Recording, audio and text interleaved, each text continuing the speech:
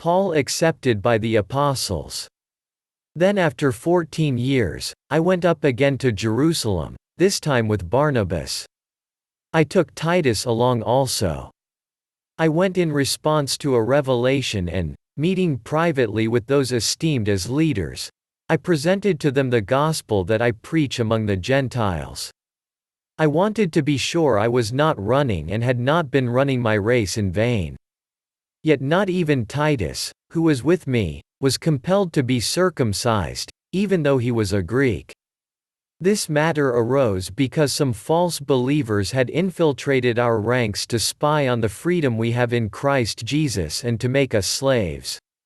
We did not give in to them for a moment so that the truth of the gospel might be preserved for you. As for those who were held in high esteem, whatever they were makes no difference to me. God does not show favoritism, they added nothing to my message. On the contrary, they recognized that I had been entrusted with the task of preaching the gospel to the uncircumcised, just as Peter had been to the circumcised.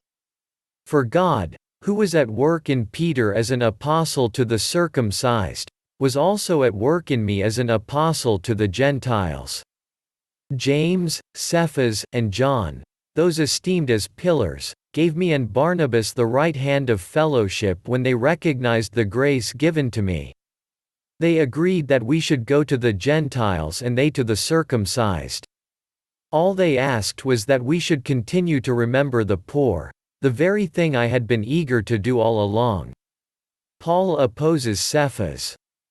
When Cephas came to Antioch, I opposed him to his face, because he stood condemned. For before certain men came from James, he used to eat with the Gentiles.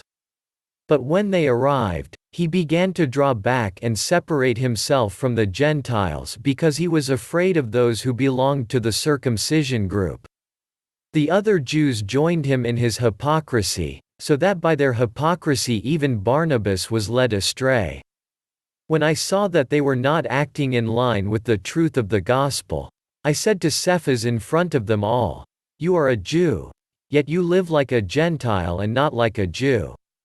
How is it, then, that you force Gentiles to follow Jewish customs? We who are Jews by birth and not sinful Gentiles know that a person is not justified by the works of the law, but by faith in Jesus Christ. So we, too, have put our faith in Christ Jesus that we may be justified by faith in Christ and not by the works of the law, because by the works of the law no one will be justified. But if, in seeking to be justified in Christ, we Jews find ourselves also among the sinners, doesn't that mean that Christ promotes sin? Absolutely not. If I rebuild what I destroyed, then I really would be a lawbreaker. For through the law, I died to the law so that I might live for God. I have been crucified with Christ and I no longer live, but Christ lives in me. The life I now live in the body, I live by faith in the Son of God, who loved me and gave himself for me. I do not set aside the grace of God, for if righteousness could be gained through the law, Christ died for nothing.